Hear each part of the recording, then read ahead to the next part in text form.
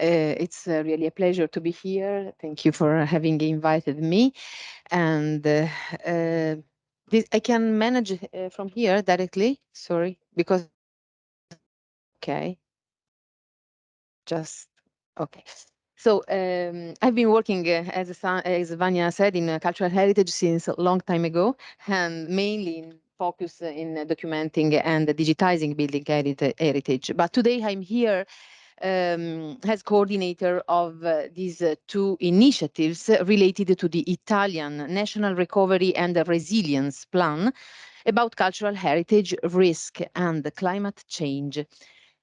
Of course, as a non-renewable resource, cultural heritage is a highly complex field due to the diversity of materials, structures, and systems that characterize it.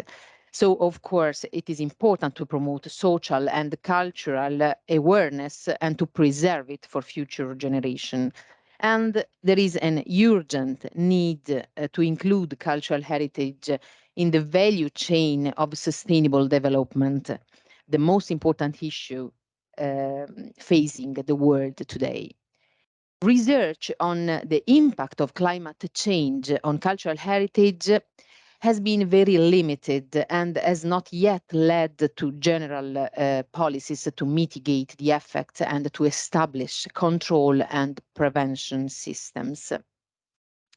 The National Recovery and Resilience Plan is the Italian branch of the European Union program known as Next Generation EU.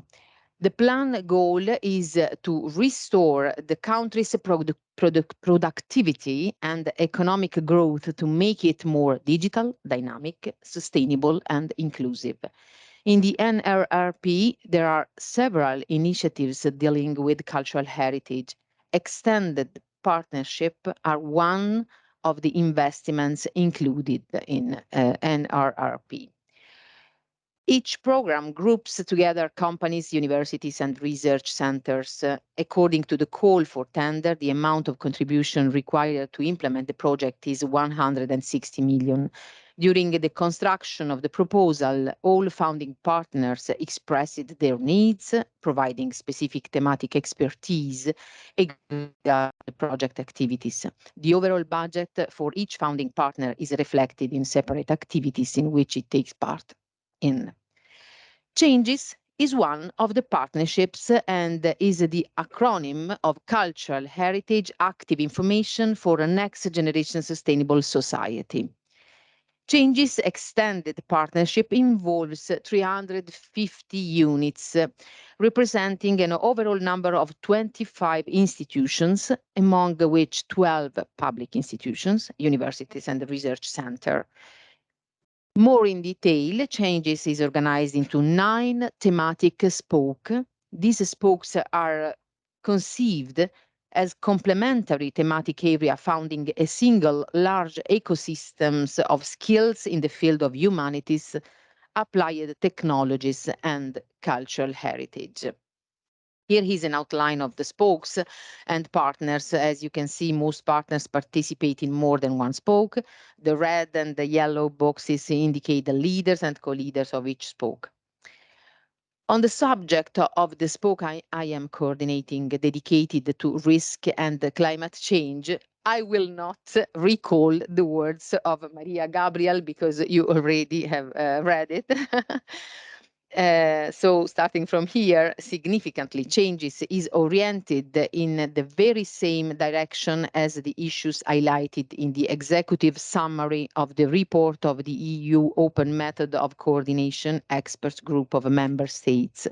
They are strongly interdisciplinary topics grounded in the documentation and knowledge sharing of cultural heritage and its traits.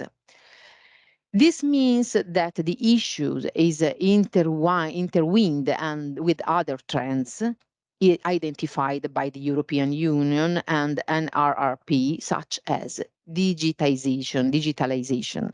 We know that we are in the digital decade, oriented on 4 targets: skills, secure and sustainable digital infrastructure, digital transformation of businesses, digital of public services.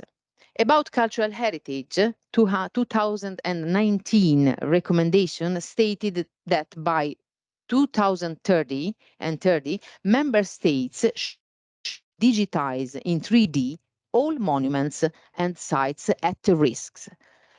And 50% of the most physically visited monuments as well. In addition, 40% of this target is to be achieved by 2025. The NRR only partial, the NRRP only partially addresses this objective, as the investment dedicated to digitizing cultural heritage is only targeted at the content of museums, not to building and sites. The Spoke 7 is specifically dedicated to protecting and saving cultural heritage from climate change, natural and anthropic risks. University of Florence leads the Spoke, and here you can see the list of all the participants. You can also see the keywords of maybe before the keywords of this program. And we will work together on case studies at different scales: landscape, town, architecture, and art objects. In the group, there are different and complementary expertise, but it's difficult for teams from all over Italy to work on the same case study. So, therefore, the most important aspect will be the methodological one, a multi-scale and multi-source approach. Here, you can see an example. We will work on the landscape. This should be a video, but maybe it doesn't work.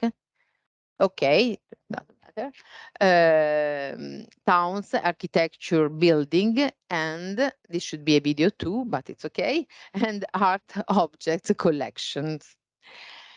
The second initiative I am involved in is the newborn National PhD program in Heritage Science, also funded by the RNNP. Of course, there are already doctorates related to the single disciplines of conservation but by heritage science is meant is an interdisciplinary research area based on different disciplinary skills: humanities, archaeology, philosophy, art, history, social science, economics, sociology, hard science, chemistry, physics, geology, mathematics, architecture, computer science, and engineering, facilitating mobility between different institutions and programs. 20 here, the list of participating universities and research institutions. In this case, Florence is coordinating the first curriculum on advanced materials and methods for the preserving of cultural heritage, ecological and digital transition for the mitigation of anthropic and natural hazards. Among the other courses, we are planning a course dedicated to the prevention and the mitigation of the risks of climate change. Florence, of course, has acquired, unfortunately, a particular expertise after the flood, which was a first moment of awareness and scientific research in the field of protection and risk.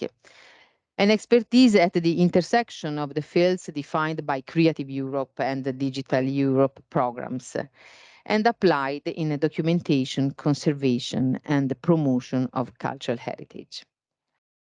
The activities of changes will also include the next international symposium of SIPA, the Joint Committee of ICOMOS and ISPRS dedicated to the documentation of cultural heritage, which will take place in Florence next June.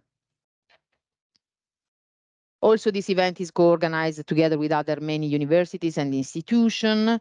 All the most relevant topics of documentation and conservation of cultural heritage will be discussed. And has a side event of the 29th SIPA Symposium. Always among these changes activities, we are organizing the SIPA Spring School in Monterini next March 23-29. Of course, these schools are open to everyone and are attended mainly by young people, recently graduated, PhD students, young researchers who are involved in various capacities in documentation and enhancement of built cultural heritage, like architects, archaeologists, historians, and will be another opportunity to discuss the documentation of cultural heritage and the risks they face.